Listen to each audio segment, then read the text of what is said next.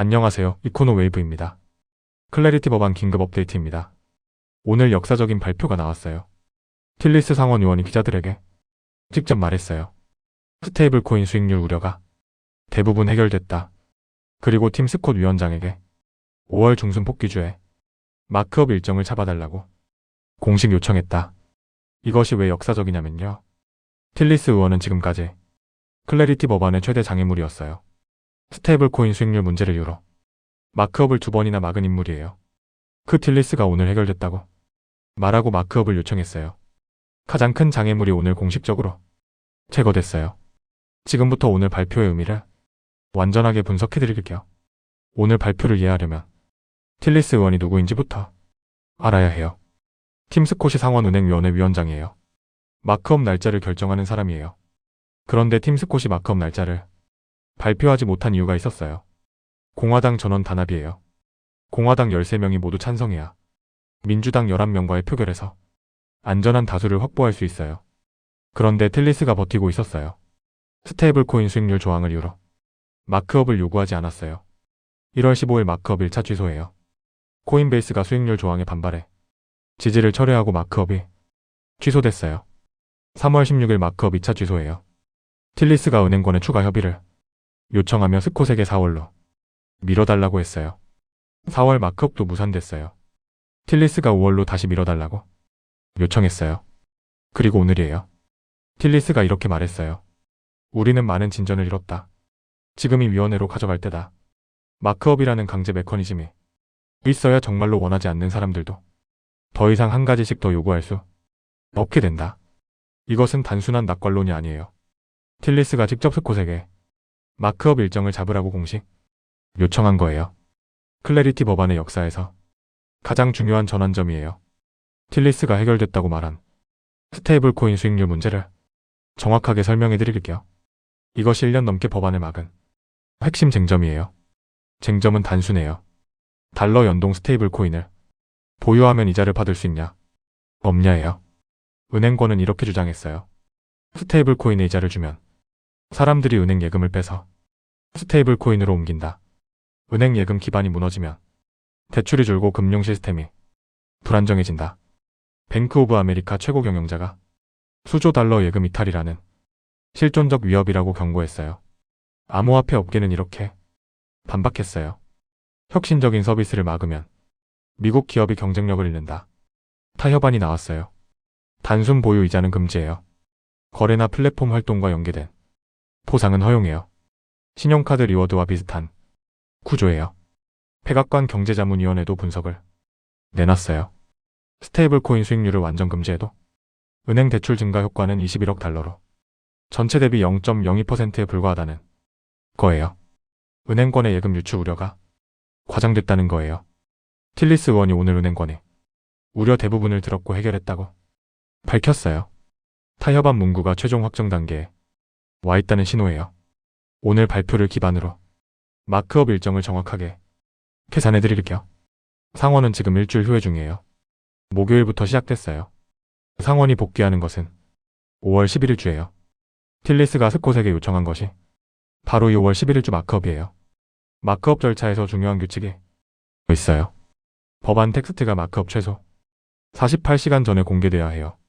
즉 5월 11일주에 마크업을 열려면 늦어도 5월 9일까지는 최종 텍스트가 공개돼야 해요. 지금 틸리스가 스콧에게 요청한 상태예요.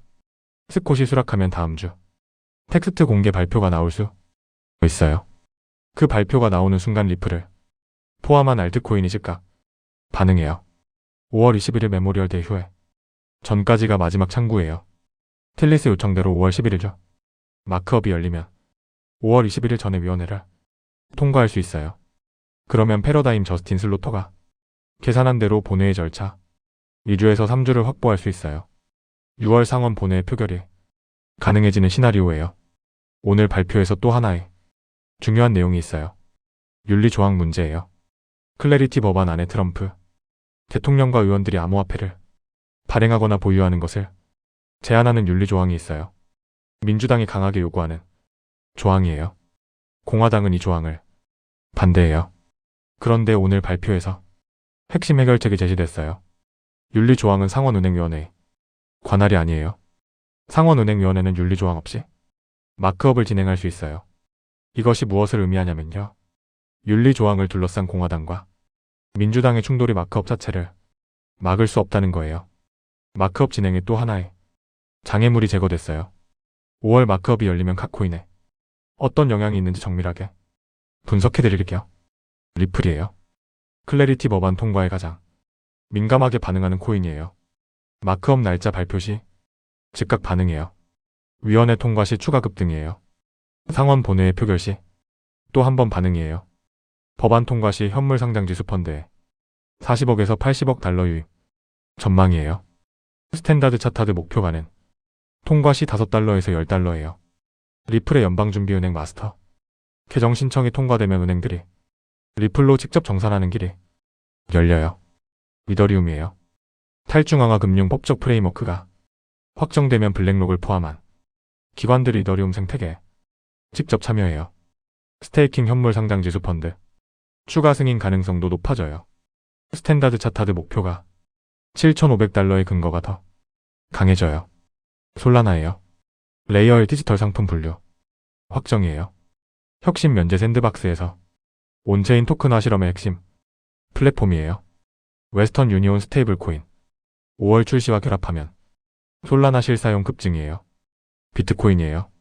법안 통과는 비트코인의 추가 확인 효과예요. 전체 시장 심리가 개선되면 78,000달러 분기점 돌파? 모멘텀이 생겨요. 오늘 발표가 좋은 소식이지만 냉정하게 남은 장애물도 말씀드릴게요. 첫 번째로 팀 스콧의 공식 발표가 아직 없어요.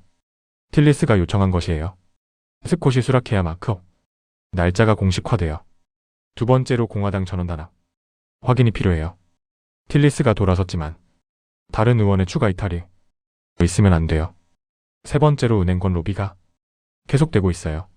노스캐롤라이나 은행협회가 틸리스 사무실에 계속 압박을 넣고 있어요. 타협안 문구가 공개되면 은행권이 다시 반발할 수 있어요. 네 번째로 상원 본회의 60표 확보예요. 민주당 일부의 지지가 필요해요. 윤리 조항이 빠지면 민주당 지지를 잃을 수 있어요. 다섯 번째로 통과 확률이에요. 폴리마켓 47%예요. 갤럭시 리서치 50대 50 이하예요. TD코엔 33%예요. 오늘 틸리스 발언으로 확률이 올라가겠지만 아직 과반을 넘지 못해요. 지금부터 무엇을 봐야 하는지 정확하게 말씀드릴게요. 첫 번째로 팀 스콧의 공식 발표예요. 상원은행위원회 캘린더에 마크업이라는 단어가 올라오는 순간이에요. 이것이 올라오면 시장에 즉각 반응해요. 두 번째로 최종 법안 텍스트 공개해요. 마크업 48시간 전에 나와야 해요. 텍스트가 공개되면 내용을 분석하고 코인별 영향을 즉시 알려드릴게요. 세 번째로 5월 21일 메모리얼 데이예요. 이 전까지 마크업이 없으면 올해 처리는 사실상 불가능이에요. 시간이 정말 없어요. 5월 11일 주 마크업이 이번 법안의 마지막 현실적 기회예요. 오늘 틸리스 발언을 한 문장으로 정리하면 이렇게 됩니다. 1년 넘게 클래리티 법안이 최대 장애물이었던 틸리스가 오늘 해결됐다고 말하고 마크업을 공식 요청했어요. 2026년 암호화폐 시장 최대 입법 이벤트가 이제 팀 스콧의 결정만 남았어요. 스콧이 5월 11일 주 마크업을 공식 발표하면 시장이 폭발적으로 반응해요. 이코노 웨이브가 팀 스콧의 공식 발표를 24시간 추적하고 나오는 즉시 알려드리겠습니다. 좋아요와 구독 눌러주시면 새로운 정보를 누구보다 먼저 빠르게 받아보실 수 있습니다. 이코노 웨이브였습니다. 감사합니다.